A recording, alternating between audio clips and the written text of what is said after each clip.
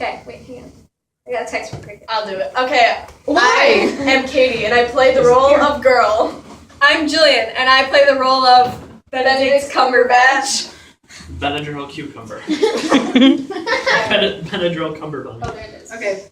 Disclaimer: we do not support fanfiction. Okay. Ouch. I do. I don't know about you. It's called Gold A star, Day Out Katie. with Benedict Cumberbatch. All right, let's Day do out this. with me. It was a wonderfully. Benedict, you're not in this yet. Oh, come on, Benedict. It was a wonderfully pretty Monday morning, and for a change, you're actually early on your way to the university. So you figure there's time to get to coffee from the nearest Starbucks.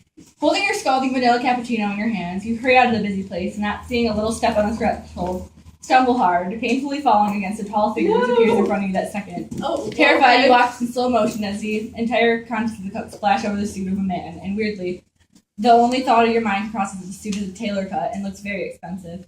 Flushing crimson with embarrassment, you immediately start mopping the man's suit with the tissues that were given you with your drink and apologize. My goodness, I am so incredibly sorry for this. I just didn't see you. I fell on the step and, oh, please let me pay for the cleaning. But you didn't get to finish your sentence because a man puts a hand on your arm with... You said I couldn't finish the sentence. I thought it was never mind. Because a man puts a hand on your arm with which you're desperately clutching the soaking tissues and say, oh, please don't worry about the suit. It's a small mishap that can happen to anyone. I myself have done that on a number of occasions. And as soon as you hear the incredibly rich, deep, and rumbling voice, a gas takes, you feel yourself shaking. No, this cannot be.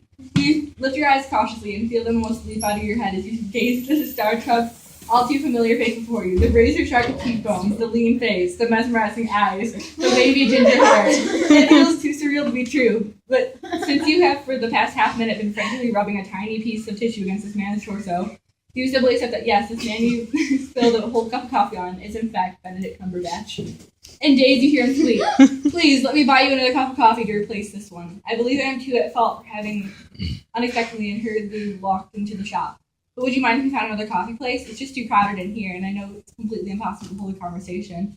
I think I know just the right spot. It's not too distant from here. It's probably the text. Yeah, okay.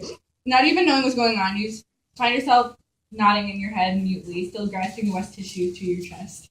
He starts walking, keeping a half a step in front, and you find yourself hurrying your pace to keep up with his long stride.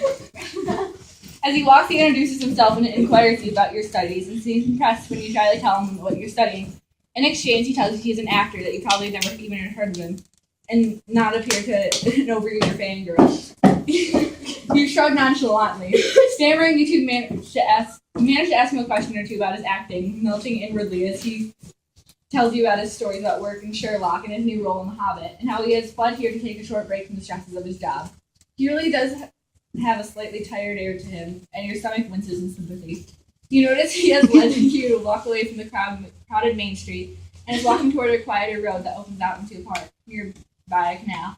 Rounding the corner, he shows you to a tiny French cafe and holds the door open for you. He tells you that I ain't going in there. He tells you that his mother used to take him there as a boy before he had moved to take up acting. Oh, got you. That after lunch, he had loved to walk in the park and feed the ducks in the canal. The owner, a Frenchman, remembers Benedict and clapping his hand to joy, inquires in French what he would like to order. He's somewhat distorted. Wait, I know how to say that. I know how to say that. I think Tu as cela? no. That means, are you thirsty? I know that. Allows you to understand that the chef has mentioned you as, I don't know how to say that, his delightful friend, and you realize that if you blush any further, you'll set fire to your cheeks. In perfectly fluent French, Benedict orders 2 vanilla cappuccinos and 2 exquisite pastries to go. Du café. After you wait I alongside him French until the order is for ready. He pays, refusing your offers to pay your share, saying that you have quite enough trouble this morning, and once again holding the door open for you, sets out to the bright and warm sunshine. He takes you into the park, charmingly describing his fellow actors and funny set incidents, and soon you realize enough to tell him some little stories about yourself and smile, and is less heartedly. He turns to you and once again butterflies form in your stomach as you hear him. Seeing that I shamelessly abducted you from your daily plans, you probably already missed a lecture or two. Would you mind joining me for a picnic here in the park? You're a wonderful person to talk, and I'm glad to have your company for a while longer. Giddy with joy, you beam out of slightly breathless agreement and compassion will smile and walk by his side. As he leads you to a place on the opposite side of the park, where he says he used to have picnics by himself when he was younger, because he had no friends or siblings to have picnics with. Incredibly saddened by this private insight, you tell him about having stayed somewhat lonely throughout your life, and watching the corner of his eyes crinkle in understanding. Oh my God, this is really long. Okay, suddenly you feel yourself lose balance over some gravel on the path, and he takes your hand to steady you. Close, eh? And not let go even when you were meant walking, at which point your legs seem ready to give way. But you persuade yourself to calmly keep moving forward, one leg at a time. She fell on some gravel and just... And you had to hold her hand. No, great. Totally. My aunt did that. She broke both of her ankles. Cool story, Katie. Walking a bit further ahead, moving away from the path, he stops and you find yourself in a small, secluded spot on higher ground, which is completely invisible to anyone walking along the main path. He takes off his suit jacket and spreads it on the ground, explaining that if it's already dirty, some grass stains won't make much of a difference. But realizing that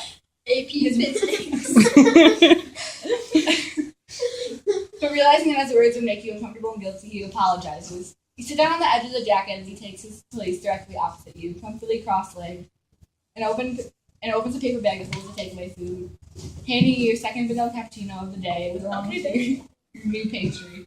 You sit there relishing the sunshine and the food as you chat companion about life, feeling closer to him than you've been to anyone in years. Handing you a napkin from the bag, your hands touch, and a slight blush creeps over his smooth cheekbones. His large and beautiful hand lingers on yours, too slightly longer than necessary, and he leans forward. So large and warm and well, unbelievably real, that feeling too overwhelmed by all this emotion in your pulse racing, you leap up nervously, and you walk to the side, clearing, letting the wind flow through your hair calming you. You hear a twig break behind you, turn and see his large figure standing over you. What about my suit jacket? Hey, I'm putting it back on. His deep sea green and gold flecked eyes boring into your soul, and slowly you feel yourself drowning in them, and your heart starts to beat so loudly you're surprised he doesn't hear it.